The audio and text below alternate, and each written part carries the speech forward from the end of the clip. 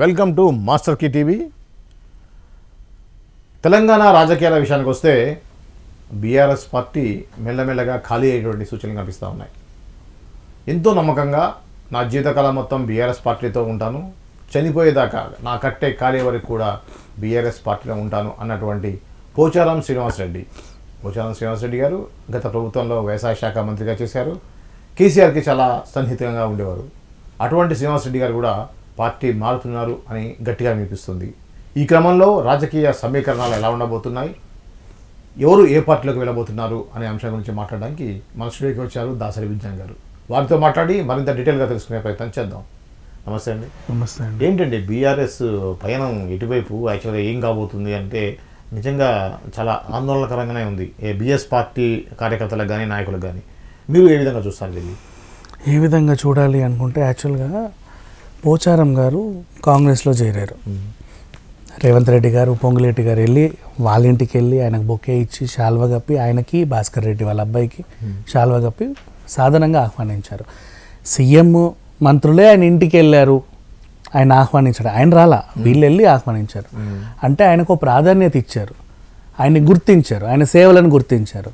ఏమని, గతంలో ఆయన స్పీకర్గా పనిచేశారు తెలంగాణకి, అసెంబ్లీకి. అలాగే వ్యవసాయ శాఖ మంత్రిగా చేసినప్పుడు ఆయన చాలా మంచి పనులు చేశాడు, గొప్ప గొప్ప పనులు చేశాడు. వ్యవసాయ శాఖ బాగా అభివృద్ధి చెందింది. క్లీన్ లీడర్ ఎక్కడ మచ్చలేదు. అండ్ టొమాటోలో ఉల్లిగడ్డలు రేట్లు పెరిగినప్పుడు సమన్వయం పాటించి దాని గురించి ఏం చేయాలో అది చేశాడు. బియ్యం గురించి కూడా చాలా చేశాడు. యాసంగి టైంలో ఏమేం చేయాలో అన్నీ చేశాడు.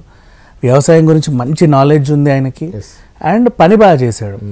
ఈయన ఇప్పుడు బీఆర్ఎస్లో గతంలో ఉన్న ఆయన పొలిటికల్ కెరీర్ స్టార్ట్ అయింది కాంగ్రెస్తో, అంతే కదా. చేరితే తప్పే ఉంది. నెక్స్ట్ ఇంకొకటి ఆయన ఏమన్నాడు అంటే కట్టె కాలే వరకు బీఆర్ఎస్లోనే చచ్చేంత వరకు అని కేసీఆర్ ముందు ఒక మాట చెప్పాడు. అది వైరల్ అవుతుంది. బేసికలీ టీఆర్ఎస్ వాళ్ళు, బీఆర్ఎస్ వాళ్ళే వైరల్ చేస్తున్నారు దాన్ని. దాని గురించి కూడా మాట్లాడితే ఆయన అనడం, ఆయన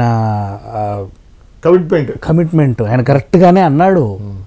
కానీ వీళ్ళు దాని ప్రామిస్ని నిలుపుకోవాలా. ఆయన నీకు అంత ఫేవర్ చేశాడు, నువ్వేం చేసావు?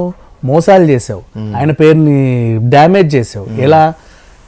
ఏదన్నా అపాయింట్మెంట్ ఇస్తే నువ్వు రానియవు, టైంకి నువ్వు గలవవు, నిర్ణయాలు తీసుకోవాలంటే నీకు నచ్చినట్టు తీసుకొని ఆయనని చెప్తావు. అట్లా కాదండి, ఇది ఇట్లుండాలంటే చెప్పించేయి, అది తీసి పాడేసినట్టు మాట్లాడడం.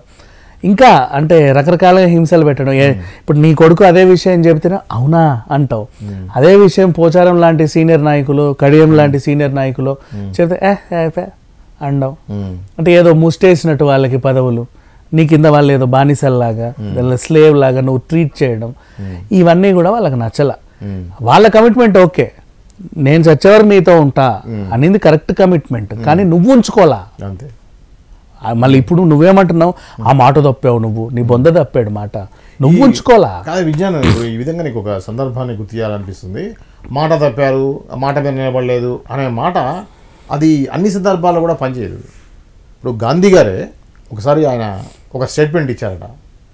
దాని తర్వాత ఒక 3 months గ్యాప్ తోటి ఇంకో స్టేట్మెంట్ ఇచ్చారు. ఫస్ట్ ఇచ్చిన స్టేట్మెంట్కి వ్యతిరేకంగా. అప్పుడు ఒక రిపోర్ట్ అడిగాడట, గాంధీ గారు మీరు ఇంత పెద్ద నాయకులు, దేశాన్ని ముందుకు నడిపించేటువంటి నాయకులు, మీరేంటండి ఆల్రెడీ 3 months బ్యాక్ మీరు మాట్లాడింది పత్రికలో వచ్చింది, మీరు ఇచ్చిన స్టేట్మెంట్, ఈరోజు ఇచ్చిన స్టేట్మెంట్ దానికి పెద్ద వ్యతిరేకంగా ఉంది, మీరు ఇట్లయితే ఎట్లా అండి అని అడిగాడట. ఆయన ఒకటే మాట్లాడాడంట, నేను ఏదో మాట ఇచ్చానని చెప్పేసి పాత సిద్ధాంతాలను పట్టుకొని చూరు పట్టుకొని వేలాడే రకం కాదు, నేను ఎప్పటికప్పుడు నన్ను నేను మార్చుకుంటూ ఉంటాను. సో ఆ మార్పు అనేది మంచికైనప్పుడు మార్చుకోవడంలో తప్పులేదు అన్నారట. ఇప్పుడు ఈ సందర్భంగా నాకు అదే అనిపిస్తుంది. 100% మార్పు మంచిదైనప్పుడు మార్చుకోవడంలో తప్పులేదు. నెక్స్ట్ ఇంకోటి, అదొక రీజన్ ఉన్నప్పటికి కూడా ఇటువైపు కూడా ఉంటాయి. అంతెందుకు, అప్పటిదాకా కూతుర్ని పట్టుకొని నీ కూతురికి సీట్ ఇస్తున్నాను అంటే కూతుర్ని పట్టుకొని స్వీట్ బాక్స్ పట్టుకొని వెళ్ళి లంచ్కి వెళ్ళిన మనిషే గంటలో పార్టీ మారాడు. అంటే ఆ గంట అని అనుకుంటున్నాం, అంటే కొంచెం వన్ డే అనుకుందాం. సో ఆ వన్ డే కంటే ముందు ఎన్ని సంవత్సరాలు స్ట్రగుల్ అయి ఉంటాడు ఆయన. అదే కదా, ఆ స్ట్రగుల్ అంతా చూసి లాస్ట్ ఛాన్స్ గా చూద్దాం అనుకున్నాడు. అవును, అక్కడ కూడా వర్కౌట్ అవ్వలేదు, ఇక వద్దు అనుకున్నాడు. చూసే వాళ్ళకి మార్నింగ్ వచ్చి స్వీట్ బాక్స్ ఇచ్చాడు, ఈవినింగ్ కల్లా మారాడనుకుంటాడు. కానీ ఆ మధ్య గ్యాప్ కూడా చూడొద్దు మనం. అంతకుముందు ఎంత స్ట్రగుల్ అయ్యాడు అనే దాన్ని బట్టి కూడా మనం ఆలోచించాలి. అంటే ఎంత హింస పడి ఉంటాడు, ఎంత హింస పెట్టుంటాడు. అంతే అంతే కదా. ఇప్పుడు పోచారం లాంటి మనిషి అంత ఉంటాడు ఆయన. స్పీకర్లో కూర్చున్నా కూడా ఆయన హుందాగా ఉండేది, ఆ సీటు హుందాగా ఉండేది. అచ్చ తెలుగు తెలుగుదనం కనిపిస్తున్నాయి మధ్యలో. ఆయన పార్టీ ఆఫీస్లో కూడా చాలా బాగా పనిచేసేవాడు. మార్నింగ్ 4 గంటలకి అసలు లేచేవాడండి. నేను వెళ్ళాను ఒకసారి, ఏదో ఈవెంట్కి ఇన్విటేషన్ కోసం వెళ్ళా, కత్తిరింపు కోసం. 5:30 సమ్ టైంలో వెళ్ళిపోయాడు ఆఫీస్ నుంచి. ఆయన ఇంకా 4 గంటలకే లేచాడు అంట. ఎన్టీఆర్ని ఆదర్శంగా తీసుకున్నాం. అది చాలా మందికి తెలియదు, నేను కలర్ చూసి చెప్తున్నా, నాకు ఆయన ఏంటో కూడా తెలియదు. అంతకుముందు నేను ఎప్పుడు చూడలే పోచారం కానీ దగ్గర ఉండి. బట్ ఒక రోజు మేము ఎందుకో ఈవెంట్, అది అగ్రికల్చర్కి సంబంధించిన ఈవెంటే, సో దాన్ని ఇచ్చి ఆయన చేత ఇట్లా పట్టుకున్న ఫోటో దిగుదామని వెళ్ళాం. అగ్రికల్చర్ మినిస్టర్ కదా ఆయన, కత్తిరింపుకి వచ్చినా రాకున్నా కనీసం ఫోటోలన్నీ వస్తాయి కదా అని వెళ్ళాం. లేడు ఆయన ఆ టైంకి కూడా, వెళ్ళిపోయారంట. సార్ పొద్దున్నే లేచి వెళ్ళిపోతాడని చెప్పి. Is a very good hard worker, ఆ విషయంలో ఏమాత్రం లేదు. సో పని చేసే వాళ్ళని గుర్తించడం అనేది రేవంత్ రెడ్డి సర్కార్కి వెన్నతో పెట్టిన విద్య. సో ఆయన ఏం చేస్తే తనంతట తానే వెళ్ళి ఆయన ఆహ్వానించుకొని వచ్చాడు. సో ఇది మంచి చర్య అని చెప్పుకోవాలి. అండ్ పోచారము బీఆర్ఎస్ని వదిలి కాంగ్రెస్కి పోలా, బీఆర్ఎస్ పోచారంని ఆహ్వానించింది. బీఆర్ఎస్ పోచారంని కోల్పోయింది. ఆయన పోలా, వీళ్ళు కోల్పోయారు ఆయన, అది చెప్తున్నా. అలా తీసుకోవచ్చు దాన్ని.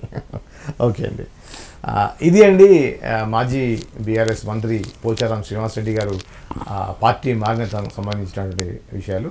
మరో అంశంతో మళ్ళీ కలుద్దాం. అంతవరకు చూస్తూనే ఉండండి మాస్టర్ కీ టీవీ.